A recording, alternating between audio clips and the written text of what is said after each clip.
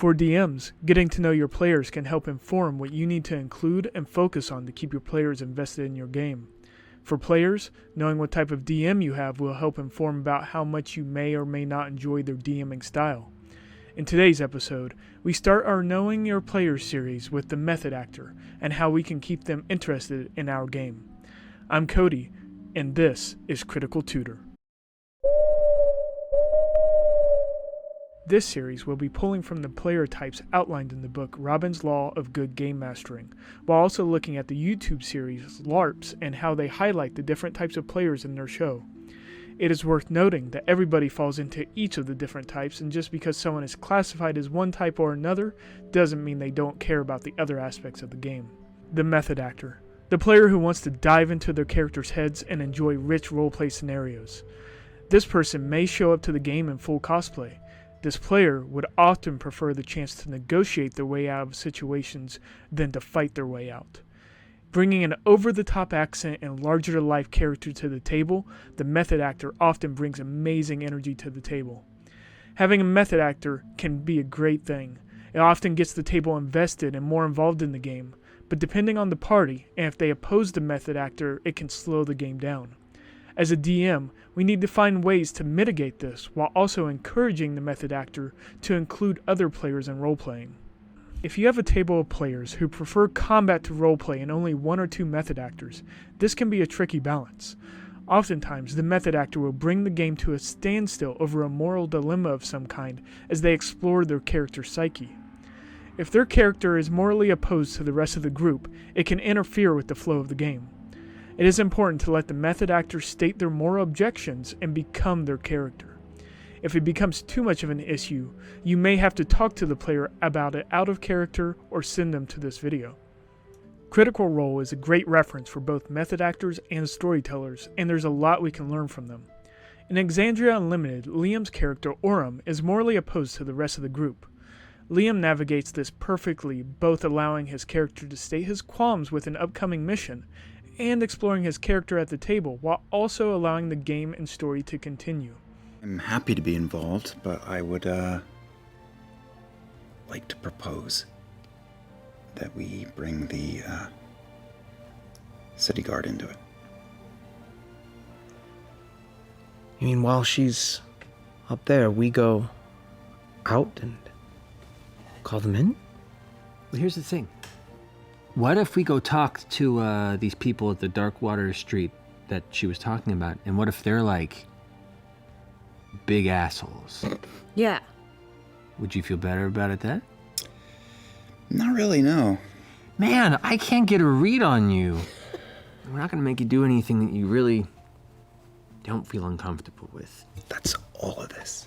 Oh shit, We could go buy something nice.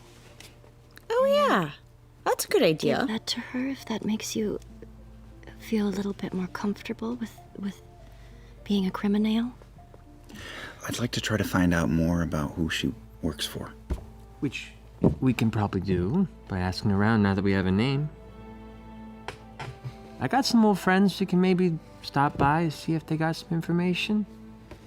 If I can find them. You know, this is information gathering. Yeah, I like this plan.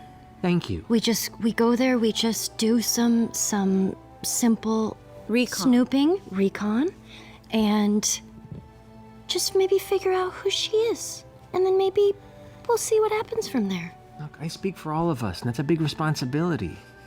I wouldn't put that upon you if I didn't care about you. Oh.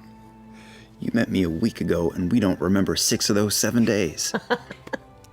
That's most of my friendships, though, so it's not a big deal to me. Well, I'll tell you what. I can hang for a day or two. We'll reassess after that. Works for me. All right. We're the same height-ish. Yeah, I'm a little tall.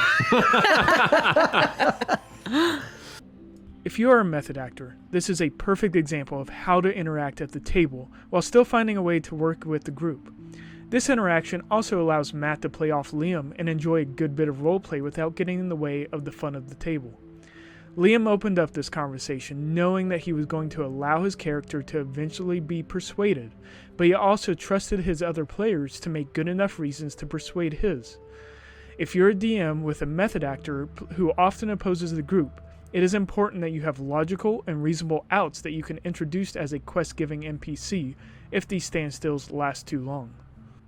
Introducing encounters that involve their personality traits by either testing them or allowing them the opportunity to try and persuade others through roleplay will keep the method actor engaged in the story and the game. In LARPs, Brittany uses her character Corellia to explore a character who's a strong leader, makes firm decisions, and stands up for herself. If I die, my village will hunt you down and tell the king where you are! No, not the king. We hand over the 11th eye, grab Biff, and then we stab the half-orc in the back. No, we promise not to let the 11th eye out of our sight. We don't have any other options. Shoot the hostage. What? Shoot the hostage.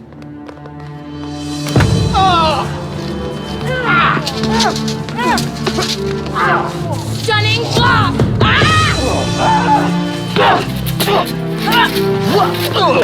You went all Keanu Reeves on him. You stole the 11th eye. You threatened to kill my love. Your life is forfeit. We can't kill him, Corellia. We can't fight a whole village. Listen to the paladin, you fool! Eldritch conflagration.